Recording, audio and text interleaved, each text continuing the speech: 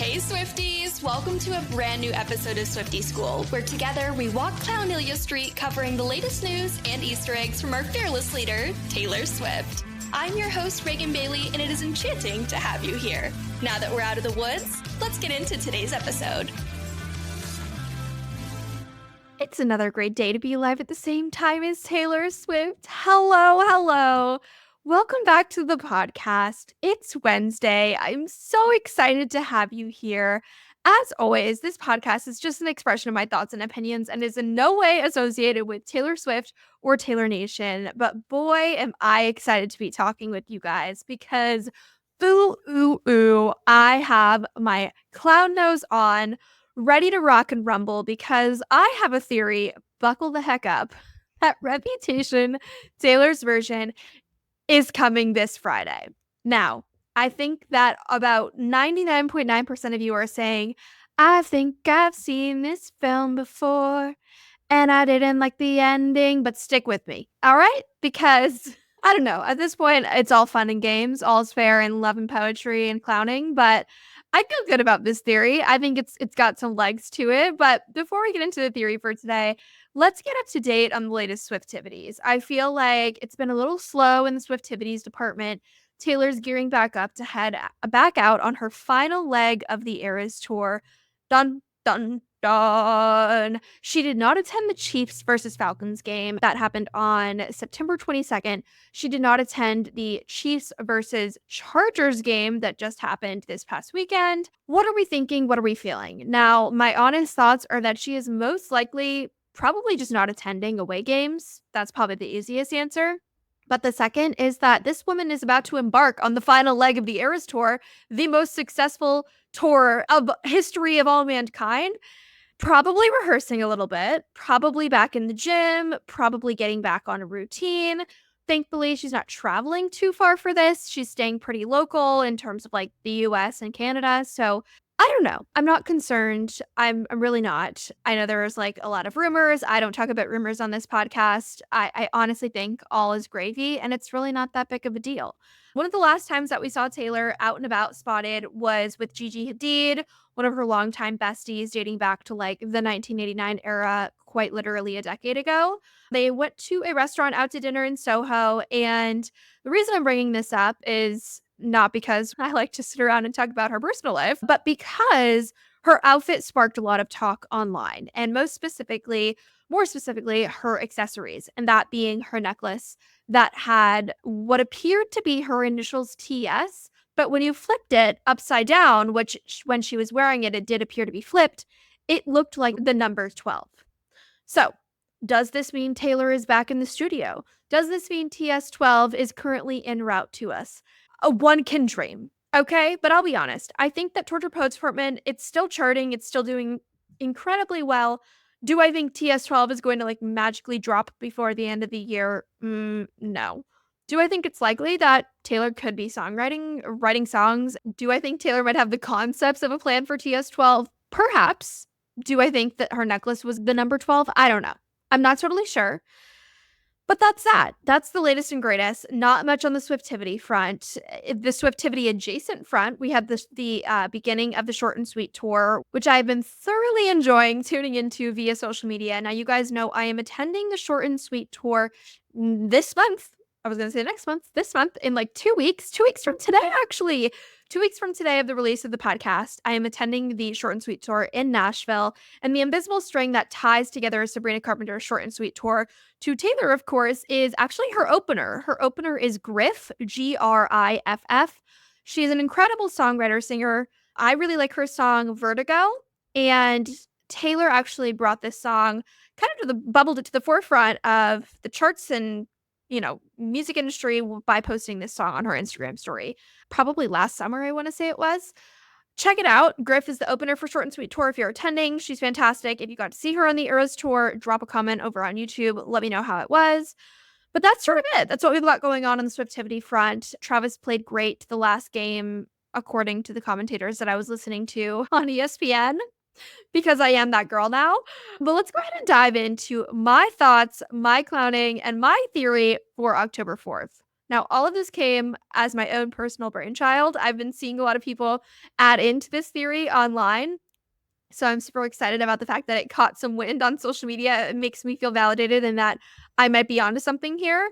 But this all brings us back to the VMAs. And that is where this theory was born, where I kind of came up with all of this and where it led me down a deep, dark rabbit hole. I do have more brief recaps over on my Instagram. So if you would like that, you can actually go watch the reels on Reagan Bailey, or over on Swiftie School, we put together a really incredible carousel that actually you can swipe through. And if you're a visual learner or you want to share this theory with a friend, go send them that post, or of course, any of the clips from today's podcast that we're sharing on socials.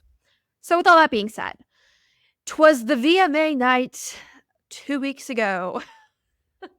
And Taylor showed up adorned in a yellow plaid Dior dress. Now, was it yellow? Was it green? We're going with yellow. You guys said it was yellow, so we're going with yellow. It's a yellow plaid Dior kind of dress situation, which could be a potential callback to the Rep Stadium tour, the Rep era, because one of the last times that we've seen Taylor wear yellow plaid paired with black denim was at the Arlington, Texas show during the Rep Stadium tour back in 2018, I believe it was.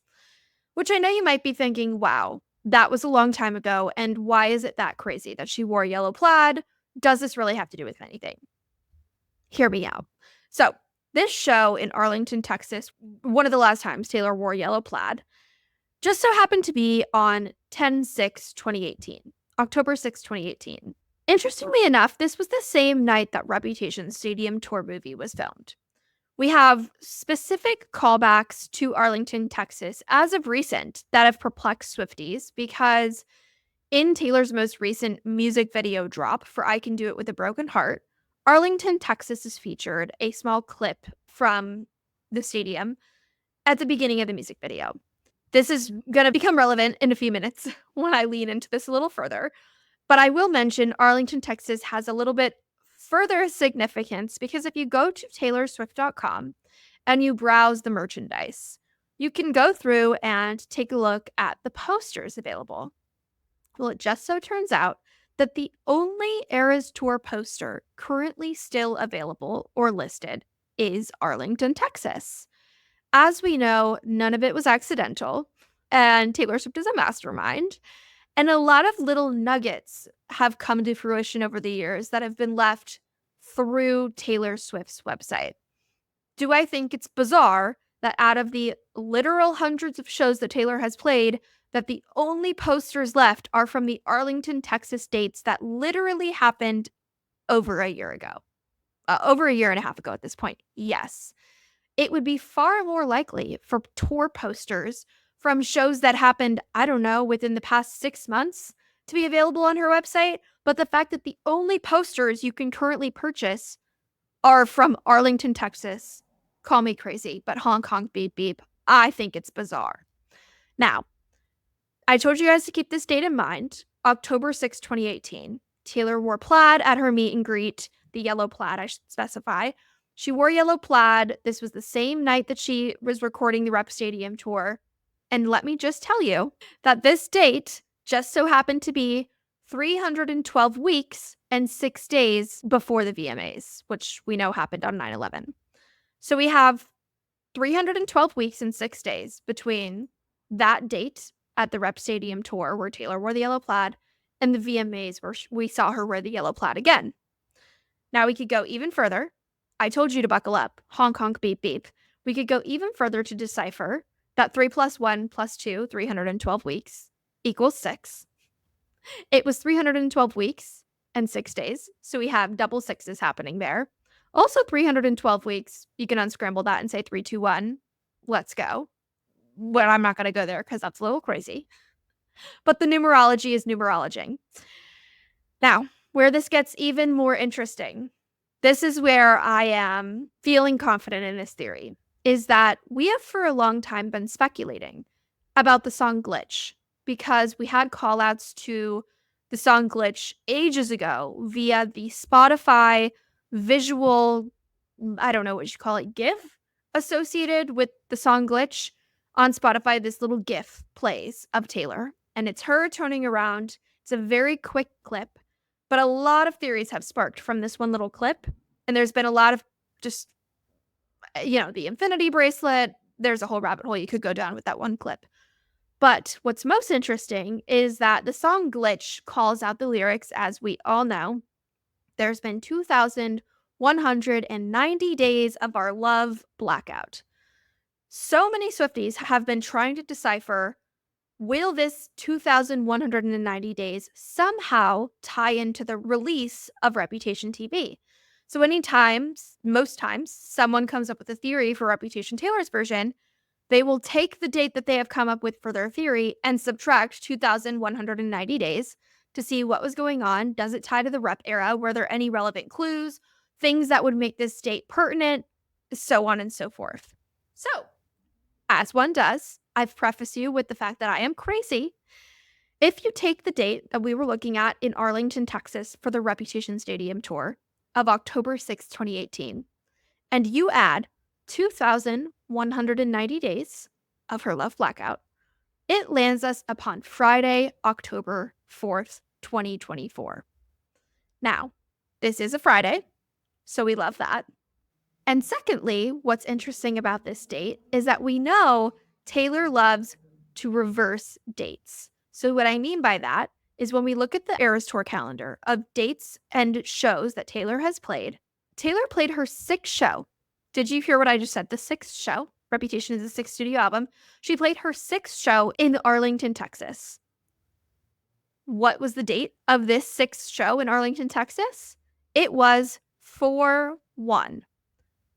When we write 4/1 on a calendar, you would technically write 4/01. What happens when you flip the date of 4/01? Flip it, and you get 10/4, which also aligns with the 2,190-day blackout theory. Now, we're looking at Friday, October 4th. This is an interesting date. It's Friday. It's right before she goes back on the Eras Tour. Do I think Taylor's going to drop something this day? Meaning Reputation TV? Perhaps. But let's take it a little bit further. You guys know Taylor loves numerology. We often use it when clowning. And when looking at the date of 10/4/2024, I can't make this up. If you add the numbers 1 plus 0 plus 4 plus 2 plus 0 plus 2 plus 4, 10/4/24, drum roll please, you get 13. Ding, ding, ding. That's very interesting. If we want to take it a step further, because we are already knee deep in this theory, we can. And we can look at Taylor Nation's VMA recap post. And what stood out to me was the fact that they capitalized Tortured Poets Department. If you look at the letters in Tortured Poets Department, it's 23 letters. At the time of that post going live and the date of the VMAs, there were 23 days. Until what date? October 4th. Call me insane. I think there are legs to this theory, but I'm going to take it a step further once again because the numbers are numbering. So October 4th also happens to be National Platter Day, a day dedicated to the color plaid or the pattern plaid. That's interesting. October 4th is also National Cinnamon Bun Day. If you guys remember, in Taylor Swift's Fortnite YouTube shorts, she is actually baking cinnamon buns. And people at the time had brought up the date of, okay, what do cinnamon buns have to do with anything? There seems to be an emphasis on the cinnamon buns. Is there a reason for this? What's going on? Does Taylor casually make cinnamon buns all the time? And people said, okay, well, something to note is National Cinnamon Bun Day is on October 4th. Great. That meant nothing at the time. But now I feel like with everything I've uncovered, that date looks even more suspicious. And then lastly, this is probably the biggest stretch of them all, but I think it's funny to call out because I love finding these little invisible strings, is that a lot of people, the second they saw the yellow plaid, were like, well, the only other person in history to pull off wearing yellow plaid is Alicia Silverstone from Clueless. And Clueless is kind of known for that iconic yellow plaid outfit. Well, the actress who wears the yellow plaid in Clueless, Alicia Silverstone, her birthday is October 4th. Even crazier is that she is 13 years older than Taylor Swift. Come freaking on. You cannot tell me that these are not absolutely wild coincidences. And while I know some of those get a little far-fetched, I typically don't go that far-fetched with my theories. I think they're interesting and fun to call out nonetheless. So we're going to get into Swiftie submissions, but I want to hear from you guys, whether you're listening on YouTube, whether you're tuning into the podcast, drop a message, drop a comment, send me a DM, whatever it might be. I want to know, before this Friday, do you think that we would get something before Taylor returns to the Eras Tour? And if yes, would it be something as simple as a clue, an Easter egg, a music video, a documentary announcement? Or do you think it would be perhaps, finally, slither, slither, hiss, hiss, the announcement and or drop of Reputation Taylor's version? Let me know your thoughts. Now we have two really fun submissions today. The first one being from Emmy K. And Emmy says, I think that when Reputation Taylor's version drops, she will do a double drop. When Midnight's dropped, she dropped a double album at 3 a.m. And when she dropped Tortured Poets Department, a double album at 2 a.m. I think she will drop Reputation Taylor's version at midnight and Karma Taylor's version From the Vault as a double album at 1 a.m. Emmy, this is fantastic work. And quick point of clarification, Midnight's 3 a.m. was technically not a double album, but it did have 7 bonus tracks. So it doesn't matter. Regardless, I think your theory is still interesting and still has legs to it because it could be the same case for Reputation Taylor's version. She might be coined as a one-trick pony if she kind of does the same thing over again by dropping like an entire second album. But to your point of being Karma Taylor's version, that could be really, really interesting. So the 3-2-1 theory of 3 a.m., 2 a.m., 1 a.m. is really freaking cool. And because I don't feel like Debut will really have a ton of vault tracks, if any at all, I really like this theory. Let me know if you guys feel like there's any truth to that one. Emmy, great work. The next one is from LVM. And LVM says, for long we've been clowning for September 13th, which obviously is past, but this is still interesting, as this date is mentioned on the poem by Stevie Nicks in the Tortured Poets Department CD. And when September 13th rolled around, many were disappointed to find out that all we got was a remix of I Can Do It With a Broken Heart. However, I think it is something more, as this was the first out of all, and we got a lot, of the Tortured Poets Department features to feature color.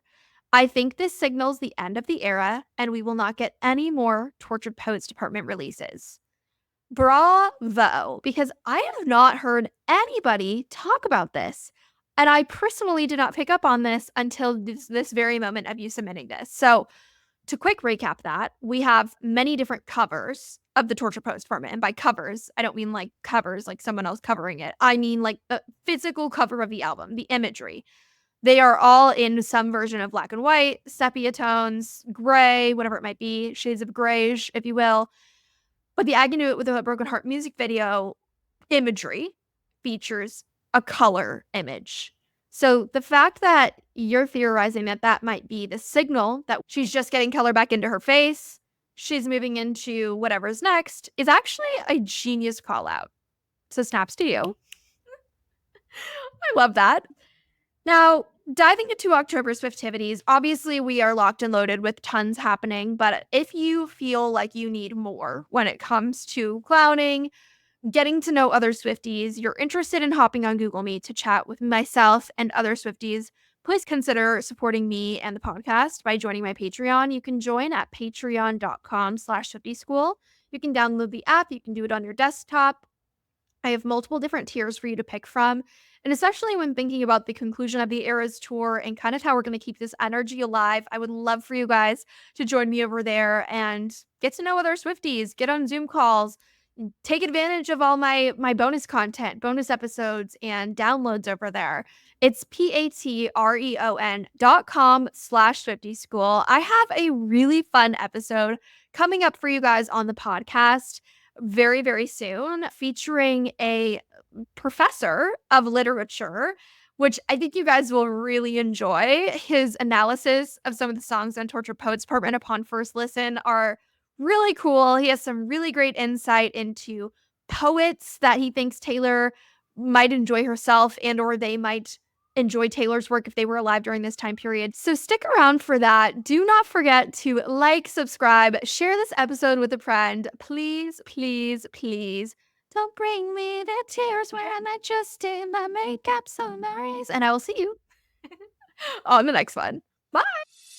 Thanks for tuning in to today's episode. I know all too well how busy life can be, and I am so grateful that you chose to stay. Now just know this is me trying, and I would greatly appreciate if you took a minute to leave a review or maybe share this episode with a fellow Swiftie. Make sure you join my broadcast channel on Instagram for more Swiftivities, and long story short, this love is real, and I'm beyond grateful for your support. See you next time.